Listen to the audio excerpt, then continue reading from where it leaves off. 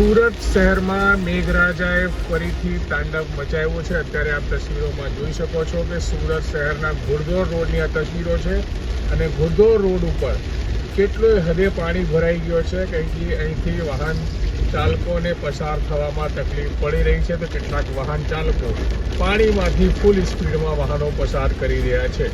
આ તસવીરો ઘોડદોડ રોડની છે। મેઘરાજાએ લાંબા વિરામ બાદ સુરત શહેરમાં ફરીથી તાંડવ મચાવ્યું છે અને અત્યારે આપ જોઈ શકો છો કે આ મેઇન રોડ ઉપર કઈ રીતે પાણી ભરાઈ ચૂક્યો છે।